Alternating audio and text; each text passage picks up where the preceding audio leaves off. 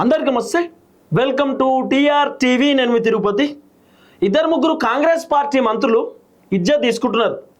నిన్న మంత్రి జూపల్లి కృష్ణారావు ఒక ప్రెస్ మీట్ పెట్టిండు. ఆ ప్రెస్ మీట్లో బీఆర్ఎస్ పార్టీ దాదాపు 10 సంవత్సరాలు పరిపాలన చేసిరు. కేసీఆర్ 10 ఇయర్స్ ముఖ్యమంత్రి ఉన్నాడు. ఈ 10 సంవత్సరాల పరిపాలనలో దాదాపు 8 లక్షల కోట్ల రూపాయలు అప్పు చేసిండు కేసీఆర్ వల్ల తెలంగాణ మొత్తం ఆగమైపోయింది. తెలంగాణ అప్పుల లెక్క మొత్తం మారిపోయింది. అప్పుల కుప్ప అయిపోయింది తెలంగాణ. కేసీఆర్ మొత్తం తెలంగాణని ఆగమాగం చేసేసిండని చెప్పి జూపల్లి కృష్ణారావు చెప్పిండు. నేను కావాలంటే చర్చకు రెడీ, చర్చకు సిద్ధం, కావాలంటే బీఆర్ఎస్ పార్టీ ఆఫీస్కే చర్చకు వస్తా. దాదాపు 8 లక్షల కోట్ల రూపాయలు అప్పు చేసిరు, మీరు అప్పులపైన చర్చ పెట్టుకుందాం. నేను సవాల్ విసురుతున్నా, 8 లక్షల కోట్ల రూపాయలు మీరు అప్పు చేసిరు, నేను నిరూపిస్తా అని చెప్పి జూపల్లి కృష్ణారావు చెప్పిండు. జూపల్లి కృష్ణారావు మాట్లాడిండు. జూపల్లి ప్రెస్ మీట్ అయిపోయిన తర్వాత కేటీఆర్ కూడా ప్రెస్ మీట్ పెట్టి కేటీఆర్ కూడా మాట్లాడిండు. వాస్తవానికి రైతు భరోసా డబ్బులు రేవంత్ రెడ్డి ఎప్పుడైతే రిలీజ్ చేసిండో 30వ తారీఖు, అప్పుడు రేవంత్ రెడ్డి కూడా ఆయన మీటింగ్లో చెప్పిండు. శిల్పకళా వేదికలో రేవంత్ రెడ్డి 5,000 మంది రైతులతోటి మీటింగ్ పెట్టిండు. ఆ మీటింగ్లో రేవంత్ రెడ్డి కూడా మాట్లాడిండు. కేసీఆర్ దాదాపు 8,30,000 కోట్ల రూపాయలు అప్పు చేసిండు 10 సంవత్సరాల పరిపాలనలో. సో కేసీఆర్ వల్ల మొత్తం తెలంగాణ అప్పులపాలు అయిపోయింది. కేసీఆర్ చేసేటటువంటి అప్పులకు మేము వడ్డీలు కడుతున్నాం. కేసీఆర్ వల్ల మేము పథకాలు ఇవ్వలేకపోతున్నాం. కేసీఆర్ చేయబట్టి ఏదైనా రాష్ట్రానికి పోతే ఇజ్జతపోయేటట్టున్నది. మేము అప్పులు అడగనికి పోతే మమ్మల్ని ఎవరు పట్టించుకుంటలేరు. ఢిల్లీలో మాకు అపాయింట్మెంటే ఇస్తలేరు. మొత్తం కారణం కేసీఆర్ అని రేవంత్ రెడ్డి కూడా చెప్పిండు.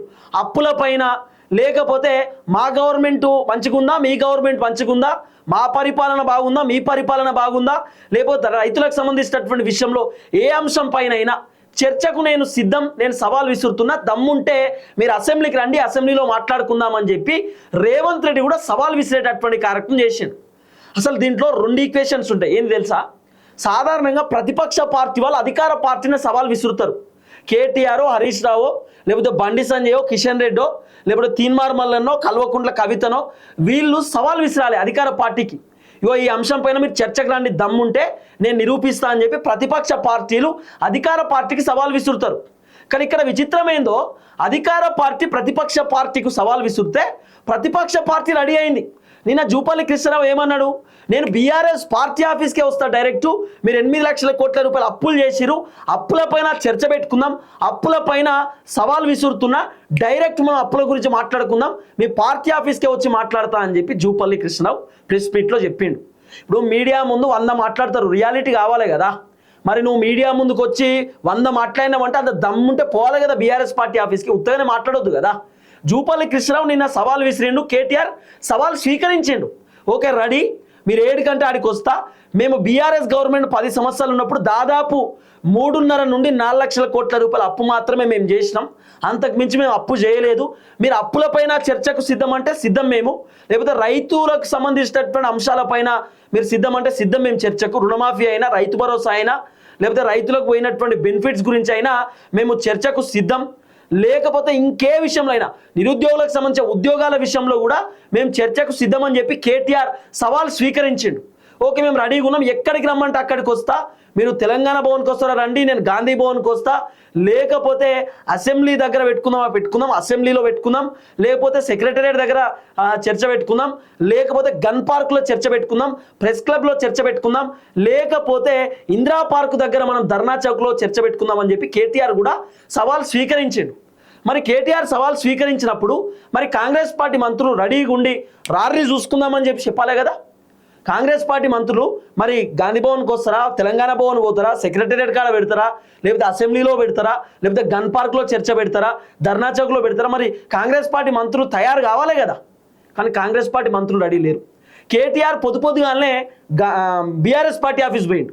బీఆర్ఎస్ పార్టీ ఆఫీస్లో కేటీఆర్ పక్కన కుర్చేసుకొని వేడి చేస్తున్నాడు. జూపల్లి కృష్ణారావు ఎప్పుడు వస్తాడో, జూపల్లి వచ్చినాక జూపల్లిని అడుగుదాం, మరి 8 లక్షల కోట్లు ఏడప్పు అయింది, బీఆర్ఎస్ పార్టీ ఏడప్పు చేసింది, మీ దగ్గర ఏం ఆధారాలు ఉన్నాయని చెప్పి నిలదీద్దామని చెప్పి కేటీఆర్ కూర్చున్నాడు. కేటీఆర్ ఏమో మొత్తం డాక్యుమెంట్స్ పట్టుకొని రెడీగా ఉన్నాడు. ఆర్బీఐ దగ్గర నుండి డీటెయిల్ తెలుసుకున్నాడు. ఆ తర్వాత కేటీఆర్ అప్పులకు సంబంధించిన వ్యవహారంలో మొత్తం డీటెయిల్స్ ఒక ఫైల్ పట్టుకొని తయారున్నాడు. జూపల్లి వచ్చుడుతోటే జూపల్లిని అడుగుదామని చెప్పి కేటీఆర్ రెడీగా ఉన్నాడు. మరి జూపల్లి కృష్ణారావు ఇప్పటిదాకా రాలేదు కదా. సుమారు ఇప్పుడు నేను వీడియో చేసేటటువంటి సమయం 11:55 అవుతుంది. మరి ఇప్పటిదాకా జూపల్లి కృష్ణరావు ఏడున్నట్టు, ఎందుకు పోలేదు బీఆర్ఎస్ పార్టీ ఆఫీస్కి? బీఆర్ఎస్ పార్టీ ఆఫీస్ పోకపోవడానికి గల రీజన్ ఏందో చెప్పాలి. మరి ఇగో చర్చకు రమ్మని ఎందుకు అడ్డుకున్నారని కాంగ్రెస్ మంత్రులకు ఫోన్ చేసిన హరీష్ రావు ఫోన్ చేసిండు. హరీష్ రావు ఫోన్ చేస్తే ఎవరు మాట్లాడేటటువంటి పరిస్థితి లేదు. ఇప్పుడు చర్చకు రమ్మని చెప్పి కాంగ్రెస్ వాళ్ళు చెప్పారు, రేవంత్ రెడ్డి చెప్పిండు, కాంగ్రెస్ పార్టీ మంత్రులు చెప్పారు. హరీష్ రావు ఏం చేసిండు? చర్చకు నేను రెడీ అని చెప్పి హరీష్ రావు డాక్యుమెంట్స్ డీటెయిల్స్ మొత్తం పట్టుకొని హరీష్ రావు ఏం చేసిండు? గన్ పార్క్ కాడికి పోయిండు. గన్ పార్క్ కాడికి హరీష్ రావు పోడుతోటే మొత్తం పోలీసులు వచ్చి హరీష్ రావును అరెస్ట్ చేసి ఎత్తుకొని పోయారు. బీఆర్ఎస్ పార్టీ లీడర్లను ఎత్తుకొని పోయారు. ఇంకా కేటీఆర్ను ఓ దిక్కు పార్టీ ఆఫీస్లోకి వెళ్ళి బయటికి రాకుండా చేసారు. మొత్తం పార్టీ ఆఫీస్ కానే ఉన్నారు పోలీసులు. ఇదెక్కడ అరాచకం? కాంగ్రెస్ పార్టీ మంత్రులు చర్చకు రండి అని చెప్తారు, చర్చకు వస్తామని చెప్తారు, ఇప్పటిదాకా రారు అని మాట్లాడేందుకు, ఇజ్జత్ తీసుకునేందుకు. ఇప్పుడు ఇది ఇజ్జత్ ఉంటుంది ఏమన్నా కాంగ్రెస్ పార్టీ మంత్రులకు? ఇద్దరు ముగ్గురికి ఎవరైతే చర్చకు వస్తాం, చర్చకు సిద్ధమని ఎవరైతే మంత్రులు ఉన్నారో వాళ్ళనే అంటున్నా. ఇజ్జత్ కాపాడుకోవాలి కదా. మాట్లాడడం ఎందుకు? మాట మీద నిలబడకపోవడం ఎందుకు? చర్చకు నేను వస్తా అని మీరే చెప్తారు, రండి అని మీరే అంటారు, వేరే సపోర్ట్ చేయరా? ఇద్దరు ముగ్గురు మంత్రులు గన్ పార్క్ కాడికి పోయిరట, చర్చకు మేము రెడీ అని చెప్పి. గన్ పార్క్ కాడికి పోయి హరీష్ రావు అరెస్ట్ అవుడుతో చూసి వెనకకెళ్ళి తిప్పుకొని పోయిరట మంత్రులు, ఇద్దరు ముగ్గురు మంత్రులు. మరి ఎందుకు తిప్పుకొని పోయినా తెలియదు. మరి అలా ఆగొచ్చు కదా, పోలీసు వాళ్ళు మీవోలే కదా, ప్రభుత్వం మీదే కదా, పోలీసులకు చెప్పొచ్చు కదా. భారీ భద్రతతో 200-300 మంది పోలీసులను పెట్టి అటు హరీష్ రావును, ఇటు అడ్డూరు లక్ష్మణ్నో, లేకపోతే వివేక్ వెంకటస్వామినో, లేకపోతే జూపల్లి కృష్ణరావునో, లేకపోతే ఇంకెవరైనా మంత్రిని ఇటు కూర్చోబెట్టి చర్చ జరపవచ్చు కదా. వీళ్ళ దగ్గర ఏం ఆధారాలు ఉన్నాయి, వాళ్ళ దగ్గర ఏం ఆధారాలు ఉన్నాయి, నిజంగా బీఆర్ఎస్ ఎన్ని లక్షల కోట్లు అప్పు చేసిరు, కాంగ్రెస్ అధికారంలోకి వచ్చిన తర్వాత 3.5 లక్షల కోట్ల రూపాయల అప్పు రేవంత్ రెడ్డి చేసిండా లేదా, రేవంత్ రెడ్డి పనికిమాలిన ఖర్చు, దుబారా ఖర్చు, అనవసరమైన ఖర్చు చేసిండా లేదా అనేది చర్చ పెడితే అయిపోతుంది కదా.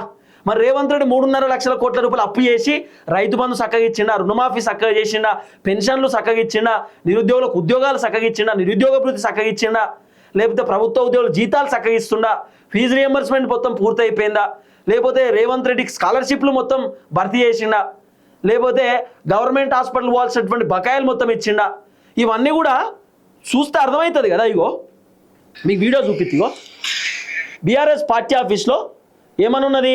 హానరబుల్ మినిస్టర్ శ్రీ జూపల్లి కృష్ణరావు గారు.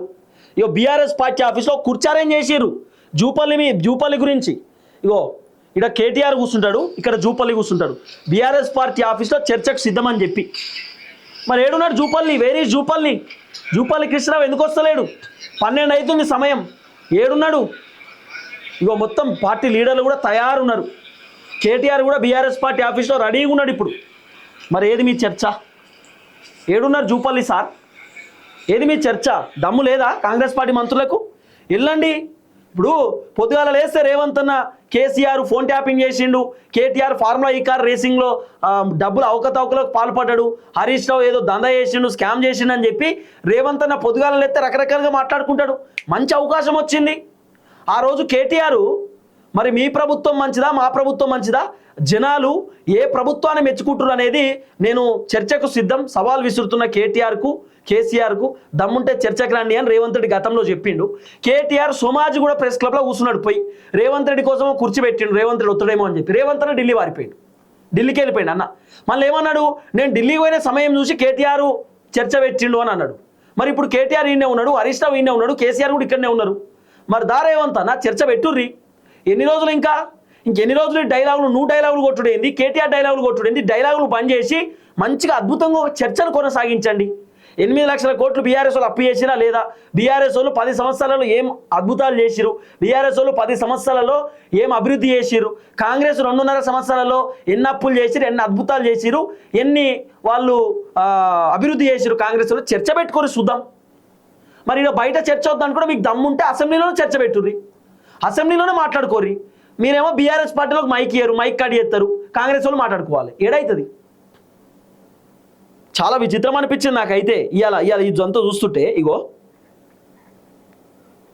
హరీష్ రావు ఇగో ఆయనేమో అక్కడ వీడియోలో మమ్మల్ని రమ్మని ఆహ్వానించాడు, అక్కడ అమరవీల స్తూపం దగ్గర ఉన్నాడు. కానీ మేము వెళ్తుంటే పొన్నం ప్రభాకర్ గారు ఫోన్ ఎత్తడం లేదు, ఇక్కడ పోలీసు వాళ్ళేమో మమ్మల్ని ఫోన్ ఇవ్వడం లేదు. రింగ్ అవుతుంది.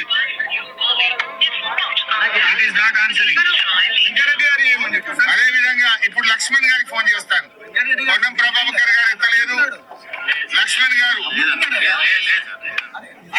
రాలేదు పారిపోయినామని తిరుగుతున్నాయి. నువ్వు చూడు ఇక్కడ తిరుగుతున్నాయి, నేను హరీష్ రావు రాలేదని. పోలీసులు ఏం చెప్తున్నారు, ఎందుకు ఇగో లక్ష్మణ్ గారికి చేస్తున్నా. ఇప్పుడు ఇందాక పొన్నం ప్రభాకర్ గారు ఫోన్ ఎత్తలేదు. ఇప్పుడు గౌరవ మంత్రి లక్ష్మణ్ గారికి కూడా నేను ఫోన్ చేస్తా ఉన్నా, రింగ్ అయితా ఉంది. లక్ష్మణ్ గారు కూడా ఫోన్ ఎత్తడం లేదు. గౌరవ లక్ష్మణ్ గారు పిలిచిన లక్ష్మణ్ గారు ఫోన్ ఎత్తట్లేదు. అక్కడేమో నన్ను పిలిచారు, మేము బయలుదేరితే పోలీసులను అడ్డం పెట్టి ఆపుతున్నారు. లక్ష్మణ్ గారికి ఫోన్ చేస్తే రింగ్ అవుతుంది, లక్ష్మణ్ గారు ఎత్తడం లేదు. పొన్నం ప్రభాకర్ గారు ఫోన్ ఎత్తడం లేదు. ఇప్పుడు నెక్స్ట్ అజరుద్దీన్ గారికి కూడా ఫోన్ చేస్తున్నాను. ముగ్గురు మంత్రులు పిలిచారు, ఇద్దరు మంత్రులు ఇప్పటిదాకా ఫోన్ ఎత్తలేదు. ఇప్పుడు అజరుద్దీన్ గారికి కూడా నేను ఫోన్ కలుపుతా ఉన్నా. మరి వారికైనా చెప్పి పోలీసులకు చెప్పండి, మమ్మల్ని వదిలిపెట్టండి. శ్రీకాంత్ గారు మమ్మల్ని వదిలిపెడితే మేము చర్చకు పోతాం. అజరుద్దీన్ గారు ఫోన్ రింగ్ అయితా ఉంది. ఇప్పటిదాకా పొన్నం ప్రభాకర్ గారు ఎత్తలేదు, లక్ష్మణ్ గారు ఎత్తలేదు. ఇప్పుడు అజరుద్దీన్ గారు ఫోన్ రింగ్ అవుతుంది. కనీసం అజరుద్దీన్ గారు ఫోన్ ఎత్తినా, ఇది అజరుద్దీన్ గారి ఫోన్. అజరుద్దీన్ గారికి ఫోన్ చేస్తున్నా. ఒకవేళ అజరుద్దీన్ గారు ఫోన్ ఎత్తితే పోలీసులకు చెప్పండి, మమ్మల్ని వదిలిపెట్టండి, మేము చర్చకు రావడానికి సిద్ధంగా ఉన్నామని. ఇప్పుడు ఇద్దరు మంత్రులకు ఫోన్ చేస్తే ఇద్దరు ఎత్తలేదు. మూడో మంత్రి అజరుద్దీన్ గారు ఫోన్ రింగ్ అయితా ఉంది, ఆయన కూడా ఫోన్ ఎత్తడం లేదు. ఒకవేళ అజరుద్దీన్ గారు, మీరు టీవీలో చూస్తున్నటువంటి కాంగ్రెస్ నాయకులు అజరుద్దీన్ గారు కూడా ఎత్తలే. ముగ్గురు మంత్రులకు ఫోన్ చేసినాం, మేము బయలుదేరినాం, మీరే ఛాలెంజ్ విసిరారు, మీరే నన్ను రమ్మన్నారు. బయలుదేరి వస్తా ఉంటే మీ పోలీసులు అడ్డం పెట్టుకొని ఇవాళ మమ్మల్ని చర్చకు రాణిస్తలేరు. అంటే కాంగ్రెస్ ప్రభుత్వం తోకముచ్చింది, మంత్రులు పారిపోయినరు. మంత్రులు మేము వస్తే వాళ్ళ నిజాలు బయటకు వస్తాయి, వాళ్ళ స్కాములు బయటకు వస్తాయి, వాళ్ళ అవినీతి బయటకు వస్తుందని పోలీసులను అడ్డం పెట్టుకొని ఇక్కడ మమ్మల్ని ఆపుతా ఉన్నారు. ఇది ప్రజాస్వామ్యం కాదు. విన్నారు కదా, ఈ వీడియో ఎందుకు చూపించిన ఎరికేనా? గన్ పార్క్ అడిగి వేయండు హరీష్ రావు. పోతే కాంగ్రెస్ పార్టీ మంత్రులు ఇద్దరు ముగ్గురు వచ్చారు. ఎవరెవరు వచ్చారు ఇద్దరు ముగ్గురు మంత్రులు అంటే, అడ్లూరి లక్ష్మణ్ వచ్చిండట, పొన్నం ప్రభాకర్ వచ్చిండట, ఇంకొక మంత్రి ఎవరో వచ్చిరట. వచ్చి ఆయనతో మంత్రులు వెళ్ళిపోయారు. వెళ్ళిపోయినాక మరి అడ్లూరి లక్ష్మణ్ అడిగారట, మరి హరీష్ రావుని ఎందుకు అరెస్ట్ చేసిరు అంటే ఏదో చెప్పినట కథ. ల్యాండ్ ఆర్డర్ ఇష్యూ వస్తుంది, ఇబ్బంది అవుతుంది, ఇంతమంది కార్యకర్తలు వచ్చిరు, పంచాయతీ కాదా, కాంగ్రెస్ బీఆర్ఎస్ మధ్య తోపులాట అవుతుంది అని చెప్పి లక్ష్మణ్ వెళ్ళిపోయినాడు. గింత భయం ఎందుకు మంత్రులకు, గింత భయం ఎందుకు? రోడ్డు మీద హరీష్ రావు ఇజ్జత్ తీస్తున్నాడు కదా, నడి రోడ్డు మీద మంత్రులకు ఫోన్ చేసి హరీష్ రావు ఇజ్జత్ తీస్తున్నాడు మంత్రులది. మంత్రులు ఫోన్ లేపుతలేరు, మంత్రులు పిరుకోళ్ళు అయిపోయారు, మంత్రులు చర్చకు రమ్మని చెప్పారు, పారిపోయారు మంత్రులు అని చెప్పి హరీష్ రావు చెప్తున్నాడు. ఇప్పుడు ఏం అర్థం చేసుకోవాలి? హరీష్ రావు దెబ్బకు పారిపోయిన మంత్రులను పెట్టుకోవాలి కదా. ఇప్పుడు మనం టైటిల్ అంతే కదా, హరీష్ రావు దెబ్బకు పారిపోయిన కాంగ్రెస్ మంత్రులనే పెట్టుకోవాలి. ఇప్పుడు హరీష్ రావు ఓపెన్గా చెప్తున్నాడు, మంత్రులు రమ్మన్నారు పారిపోయారు అని చెప్పి. ఏం అర్థమైంది? డైరెక్ట్ చర్చకు సిద్ధమనాలే మంత్రులు. అవసరం అనుకుంటే లింకులు పెట్టమని చెప్పండి, వీడియో కాన్ఫరెన్స్ దాంట్లో మాట్లాడుకోండి. ఓ టీవీ ఛానల్ డిబేట్కి వెళ్ళండి. లేకపోతే మీకు చిన్న చిన్న ఛానల్కి వచ్చి చేత కాదు కదా, పెద్ద ఛానల్ పోయి TV9 NTVయో TV5 ఇంకా పెద్ద ఛానల్ పోయి డిబేట్లో కూర్చోండి. అప్పుడు నిజాలు తెలుస్తాయి కదా బయటికి. తెలంగాణ సమాజం మొత్తం టీవీలో చూస్తారు. ఏంది అర్థం ఏంది? చర్చకు పిలుస్తారు, హరీష్ రావు చర్చకు పోతే హరీష్ రావుని అరెస్ట్ చేస్తారు. కేటీఆర్ కుర్చేసుకొని కూర్చున్నాడు, ఒక్క మంత్రి పడదాకా పోలే. జూపల్లి ఏడున్నాడు, ఏడబోయిన జూపల్లి ఎందుకు పోలే బీఆర్ఎస్ పార్టీ ఆఫీస్కి? ఏమైంది మీ చర్చ? సవాల్ స్వీకరించారు కదా బీఆర్ఎస్ పార్టీ వాళ్ళు, సవాల్ విసిరారు కదా కాంగ్రెస్ వాళ్ళు. ఏమైంది మీ సవాల్? ఏడబోయింది మీ సవాల్? చాలా దారుణమైన పరిస్థితి. సో కాంగ్రెస్ దగ్గర సమాధానం లేదా? కాంగ్రెస్ పార్టీలు ఆన్సర్ చెప్పేటటువంటి పరిస్థితి లేదా? రేవంత్ రెడ్డి దగ్గర సమాధానం లేదా? మరి ఎందుకు సైలెన్స్ ఉన్నారు? ఎందుకు మాట్లాడట్లేదు? కేటీఆర్ బీఆర్ఎస్ పార్టీ ఆఫీస్ పొద్దుగాల 9 గంటలకు వచ్చిండు, ఇంకా అలానే కూర్చున్నాడు ఆఫీస్లో. ఒక కుర్చీ పెట్టిండు జూపల్లికి, ఇప్పుడు వస్తాడు జూపల్లి అని చెప్పి డాక్యుమెంట్స్ తీసుకొని రెడీగా ఉన్నారు. వస్తలేరు కదా. బీఆర్ఎస్ వాళ్ళు ఏమో 4 లక్షల కోట్లు అప్పు చేసాం అంటున్నారు. రేవంత్ రెడ్డి కాంగ్రెస్ వాళ్ళు ఏమో 8 లక్షల కోట్లు కేసీఆర్ అప్పు చేసిందని అంటున్నారు. మళ్ళీ కేసీఆర్ ఏం పని చేయలేదట. ఇక కాంగ్రెస్ వాళ్ళు బాగా చేసిరు, కేసీఆర్ ఏం పని చేయలేదా? దండిగా పని చేసిరా కాంగ్రెస్ వాళ్ళు? బాగా అద్భుతంగా పనిచేసిరా? చూద్దాం ఏం జరగబోతుందో. దయచేసి వీడియో అందరికి షేర్ చేయండి. కాంగ్రెస్ పార్టీ మంత్రులు ఇజ్జత్ తీసుకురు, ఇది వాస్తవం. చూద్దాం. అందరికి నమస్తే, థ్యాంక్ యూ సో మచ్. జై తెలంగాణ.